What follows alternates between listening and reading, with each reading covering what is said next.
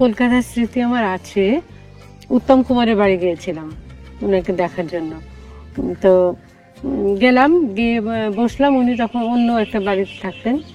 তো কিছুক্ষণ পরে উনি আসলেন, এসে তারপরে আমি তো হা করে তাকিয়ে আছি যে হ্যাঁ, মানে এত সুন্দর একটা মানুষ কি করে সম্ভব, এত সুন্দর একটা মানুষ। যাই হোক, বাড়িতে ছেলেকে ডেকে গৌতম গৌতম ওদেরকে মিষ্টি খাইয়েছি সমস্ত বললো টললো। তারপরে বলার পরে উনি বললেন যে আমি তখন বাংলাদেশ থেকে কিন্তু আমার গাড়ি নিয়ে গেছিলাম কলকাতায়। গাড়ি চালিয়ে গেছেন? আমি চালিয়ে যাইনি, কিন্তু গাড়িতে করে গিয়েছিলাম বাইরে যশোর হয়ে। এবং তখন নতুন গাড়ি ঝকঝকে একদম। কি গাড়ি ছিল? ড্যাটসন। সেই সময় ড্যাটসন তো খুব একদম।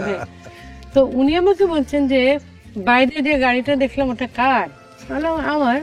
বলছে এত সুন্দর গাড়ি, একটা কথা বলবো? বললাম কি বলেন? বলছে আমার গাড়িটার সঙ্গে তোমার গাড়িটা বদলাবে?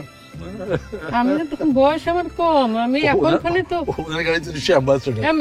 তবুও এখন ফেরত বলতাম যে হ্যাঁ আমি কেন না বদলাবো না। যাই হোক, তারপরে উনি বললেন যে আজকে আমি শ্যামলকে ডাকবো, শ্যামল মিত্রকে ডাকবো, সন্ধ্যায় একটা আমার বাড়িতে তোমার গান শুনবো অনুষ্ঠান করে।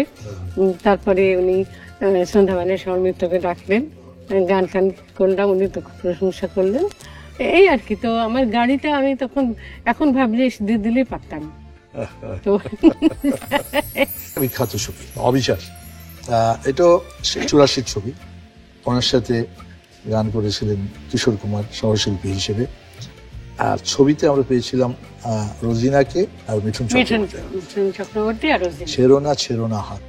হ্যাঁ, ছেড়ো না হাত, দেব না গো যেতে, থাকো আমার কাছে।